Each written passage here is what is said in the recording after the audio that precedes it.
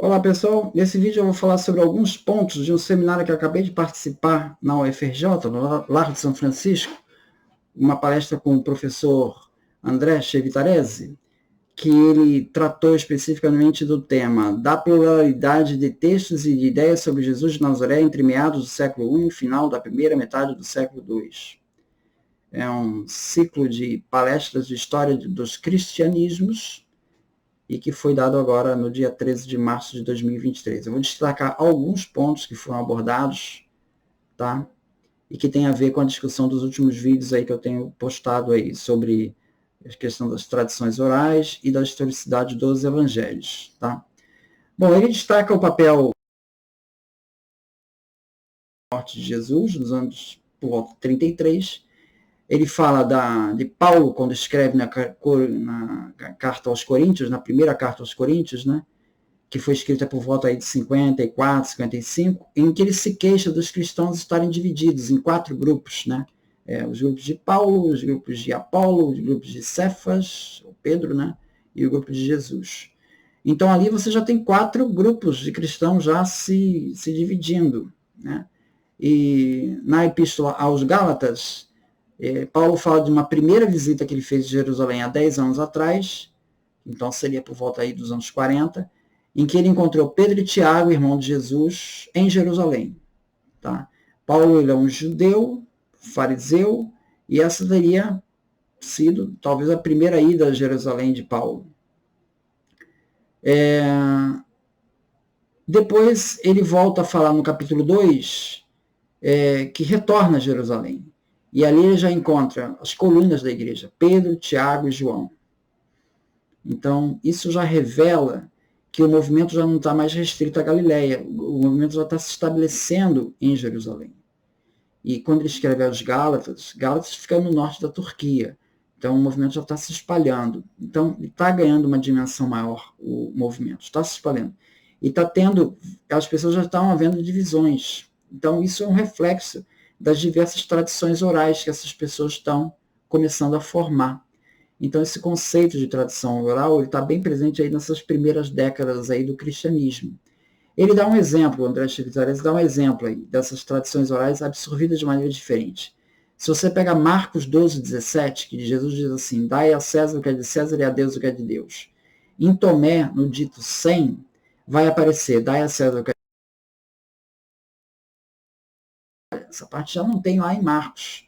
Então temos aí uma pequena variação que é reflexo dessas tradições orais distintas. No papiro Egerton 2, aparece também essa referência sobre o imposto, né, que fazer o imposto, e já não aparece essa referência da a César o que é de César, tá? E a Deus o que é de Deus, já não aparece dessa forma. Então são 3 formas diferentes que são assimiladas, reflexo de 3 tradições culturais diferentes. Um outro André Chevitarese é com relação à glossalia. A glossalia é aquele fenômeno de falar em línguas estranhas, né? Então ela aparece descrita em 1 Coríntios 14, 28, quando Paulo fala desse fenômeno. E ele fala do exercício do dom de línguas, depende da presença de um intérprete. Tá? Então, é uma língua desconhecida que as pessoas estão falando. Ninguém sabe. E precisa de um intérprete para saber o que a pessoa está falando. Tá? Em Atos dos Apóstolos, em 2, 11, 10, 46, 11, 15, aparece ali também esse fenômeno de falar em línguas estranhas. Mas ali as línguas estrangeiras são claramente reconhecidas.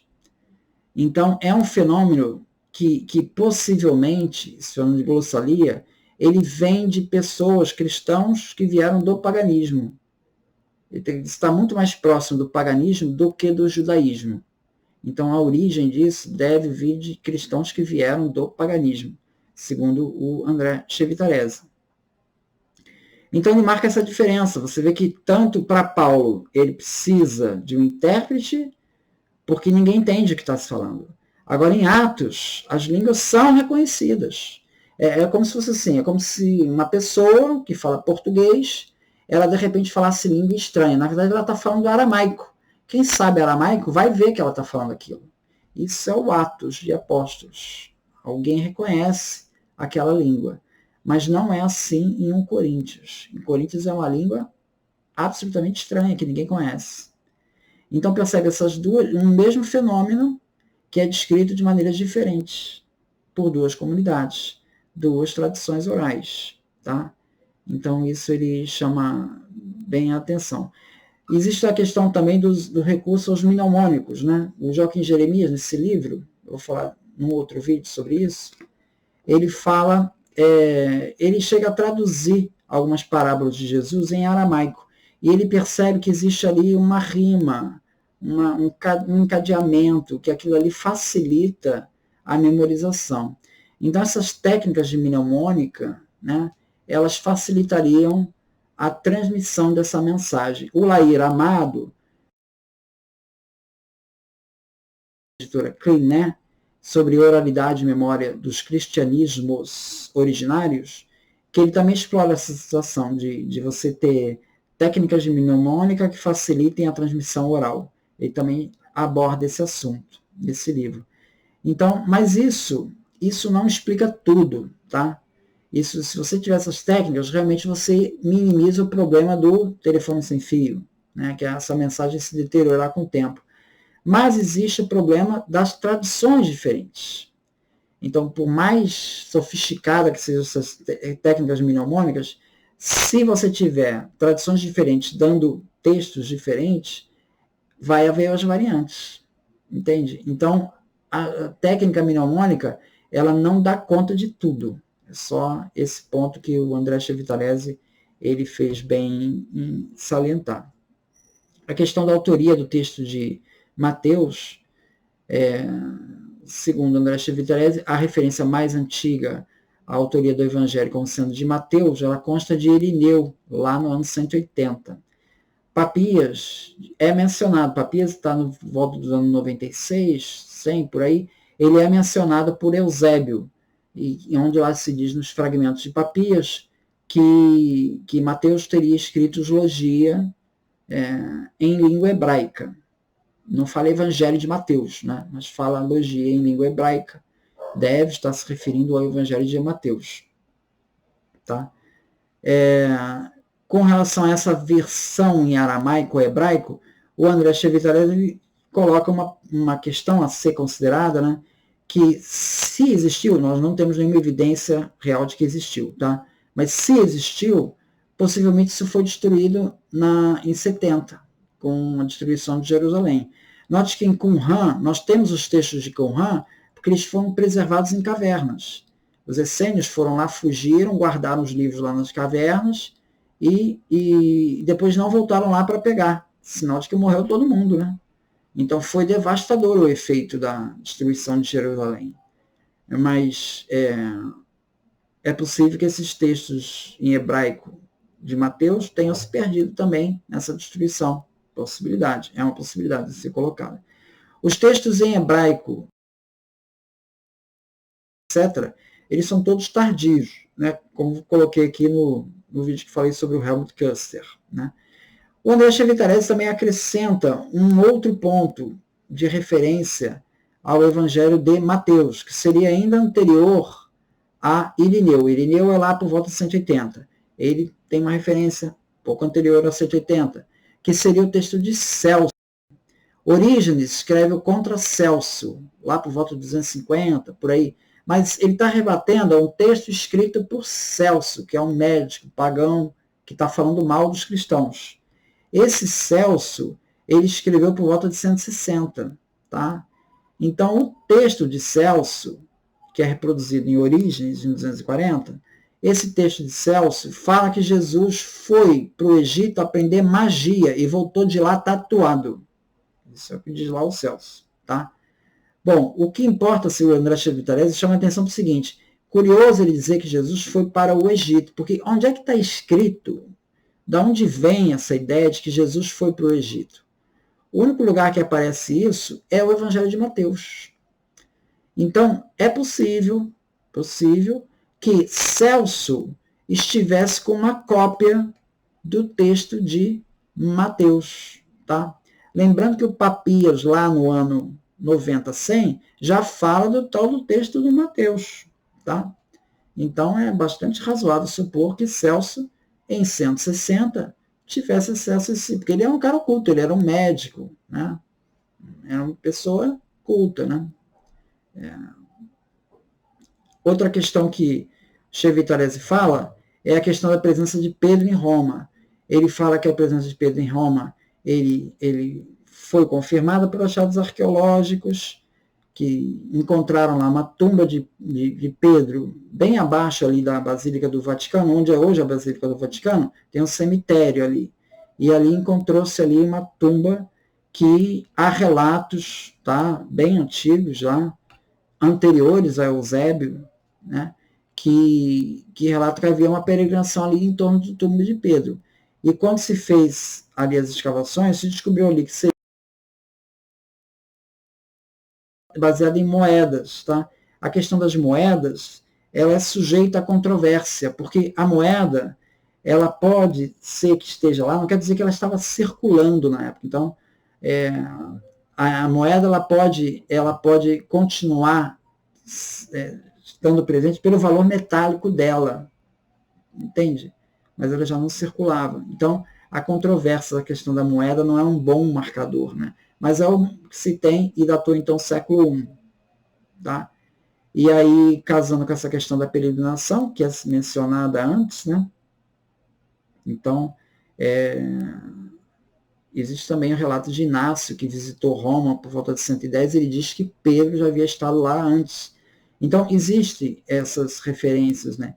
E o túmulo de Pedro está alinhado com o trono do Papa. Na Basílica de Vaticano tem uma área lá, bem central na igreja, que é onde fica a cadeira onde o Papa senta para rezar a missa. Essa cadeira está alinhada verticalmente, lá, se você vai alguns metros abaixo, está alinhada verticalmente com o túmulo de Pedro que foi encontrado. Teria sido o túmulo de Pedro.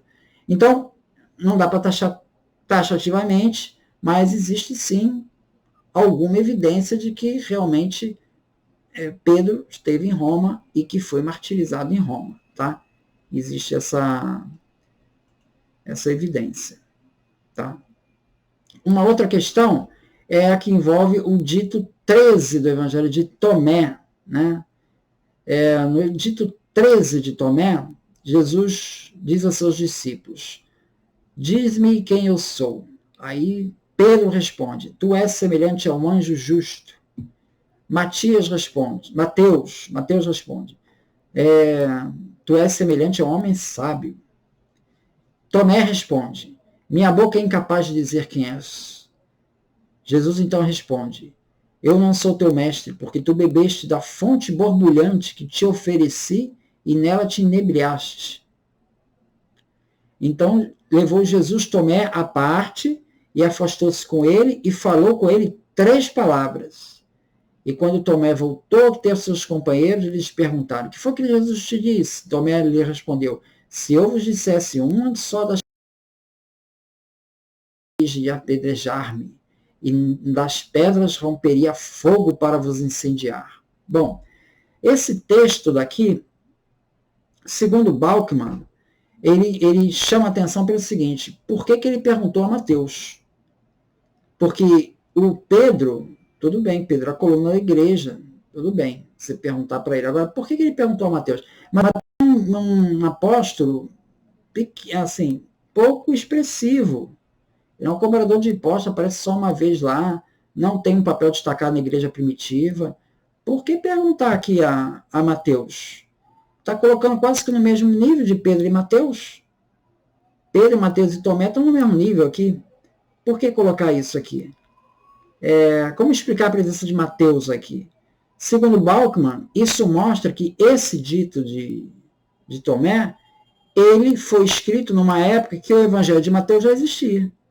Porque aí sim, Mateus tem uma proeminência na igreja, com certeza. Depois que ele escreveu o evangelho segundo Mateus, virou famoso, né? Virou, tudo bem. Aí tem projeção, ganhou projeção realmente. Então, o Balkman diz que isso serviria para indicar. O Balkman indica isso para dizer que todo o evangelho de Tomé, então, seria tardio. O Chevitarese, ele respondeu que uma coisa só. Esses são vários ditos, né? São 114 ditos, né? Quase que independentes um do outro, e tem várias datas. Então, ele respondeu, então, supostamente, deu a entender que esse dito 13 aqui, ele seria tardio, né? Seria tardio. É isso? Não é? Qual a explicação que daria para essa presença de Mateus aqui? Então, bom, isso basicamente são alguns pontos que foram colocados, né, no seminário, outros pontos foram colocados também, mas eu só quis destacar alguns pontos para fazer o registro. Então, é isso. Muito obrigado, então.